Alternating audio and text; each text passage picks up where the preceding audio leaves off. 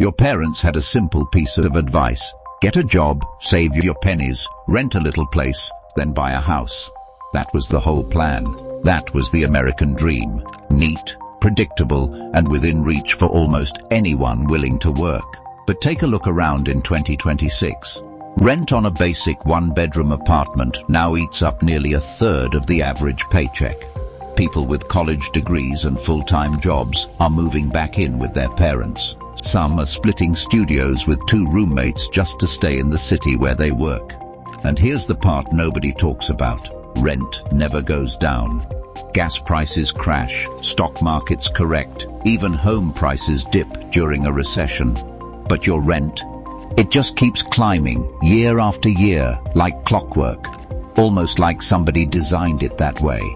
Because somebody did. The truth is, the rental market isn't really a market anymore. It's a machine, and a small group of landlords, software companies and Wall Street investors figured out a trick that lets them push rent higher every single year, even when apartments are sitting empty. So in this video, we're going to break down exactly how rent prices actually get set in America, why they only move in one direction, and the hidden players making sure your monthly payment never drops. Let's get started. Section 1. The historical context. When rent was a starting line. Let's rewind to the 1960s and 70s. Back then, renting was understood to be temporary. It was the cheap, flexible option you used while you saved up for the real prize, owning a home. A typical apartment rented for around 20% of a worker's income, and your landlord was usually somebody who lived in the same neighborhood. Maybe they owned the duplex you were in, or a few houses on the block. If your toilet broke, you knew their phone number. If you lost your job, sometimes you could work out a deal. That world is gone. Here's where things shifted. After the 2008 financial crisis, millions of Americans lost their homes to foreclosure. Banks repossessed entire neighborhoods at fire sale prices, and while regular families were getting kicked out, Wall Street saw opportunity. Investment firms like Blackstone, Invitation Homes, and American Homes for Rent started buying single-family houses by the thousands, sometimes entire suburbs at once.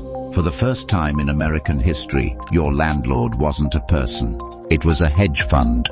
And here's the comparison that should make you stop scrolling. In 1985, the median renter spent about 20% of their income on rent.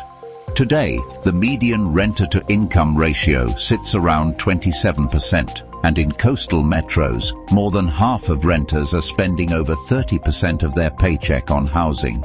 Since 1985, rents have climbed 208%, while overall inflation only rose 149%. That gap, that extra 60 percentage points, is money that came straight out of your pocket and into someone else's portfolio. Section 2. The core mechanism. How it works. Okay, so how does rent actually get set? Most people assume it's simple supply and demand. If too many apartments are empty, prices drop, right? Think of it like a parking garage. In a normal world, if a garage has 100 spots and only 60 cars show up, the garage owner has to lower the price to attract more drivers. Empty spots make him no money. That's how every market is supposed to work. But imagine if every parking garage in the city secretly used the same software, and that software told all of them, hold your prices, don't budge, let some spots stay empty. The renters will eventually pay what we're asking. Suddenly, even with empty spots everywhere, prices stay sky high. Nobody has any leverage to negotiate because every garage on every block is quoting the same number. That's exactly what's happening with apartments. Here's the step-by-step. Most large apartment buildings in America are owned or managed by big property companies. Those companies feed their private data, current rents, vacancy rates, lease terms, even how many people walked in to tour an apartment last week, into a central piece of software. The most famous one is called YieldStar, made by a Texas company called RealPage. The software then spits out a daily recommendation for what each apartment should rent for, based on what every other landlord in the area is also charging. And here's the kicker. RealPage actually encourages landlords to keep some apartments empty rather than lower the price. Their pitch to property owners, and this is straight from court documents, was that letting a few units sit vacant for a few weeks is more profitable than dropping rent across the entire building. They literally taught landlords that empty apartments make more money than occupied ones at a discount.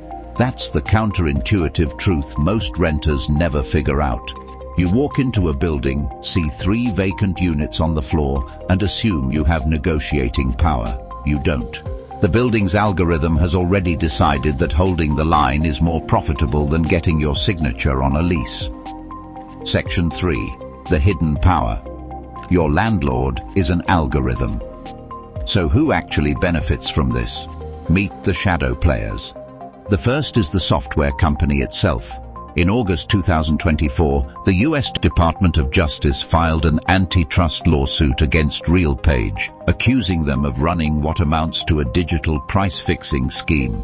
According to the DOJ, RealPage collected secret pricing data from competing landlords, companies that are legally supposed to be competing against each other, and used it to coordinate rent prices across entire metro areas. In November 2025, RealPage settled with the DOJ. They didn't admit guilt, but they agreed to stop using non-public competitor data and to redesign the software. The Justice Department also went after 6 of the country's largest landlords for using the algorithm. Estimates from the lawsuits suggest that in some markets, renters paid between 5% and 7% more than they would have in a truly competitive environment. For someone paying $1,500 a month, that's an extra $900 to $1,200 a year, gone every year, just for living in your apartment. The second shadow player is Wall Street itself. Big institutional investors, firms with at least 100 homes in their portfolio, only own around 3% of single-family rentals nationwide. That sounds small. But in certain hot markets like Atlanta, Phoenix, Charlotte and Tampa, that number jumps to over 12%. And MetLife investment management projects that by 2030, institutional investors could own more than 40% of all single-family rental properties in America. Studies from the Atlanta Federal Reserve found something even more disturbing.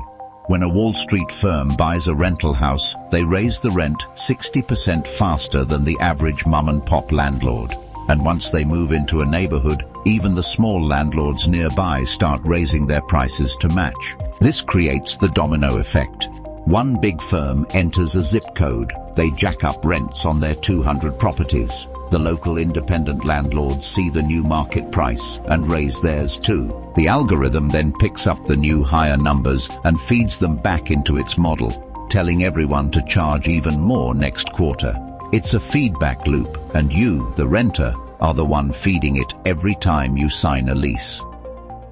Section 4. The reality check and conclusion. So here's the harsh truth. Rent doesn't go down because it was never designed to.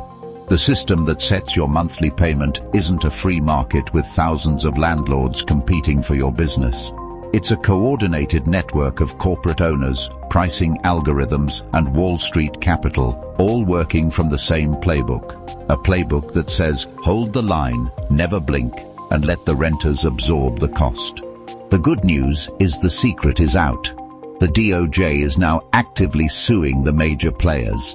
Cities like San Francisco, Philadelphia, and Minneapolis have banned algorithmic rent pricing software. President Trump signed an executive order in early 2025 aimed at restricting institutional investors from buying single-family homes, and similar legislation has been introduced in 22 states.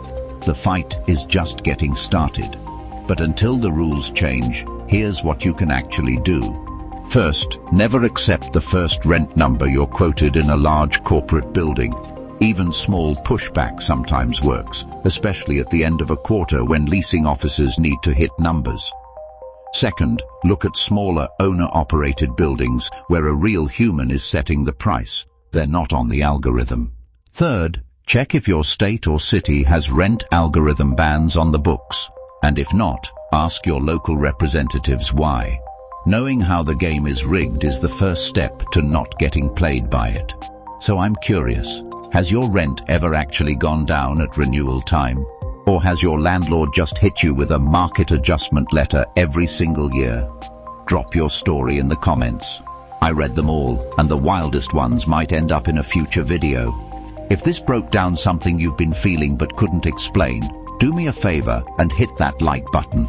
It genuinely helps the channel reach more renters who need to hear this. And subscribe for more breakdowns of the systems that quietly run your wallet. I'll see you in the next one.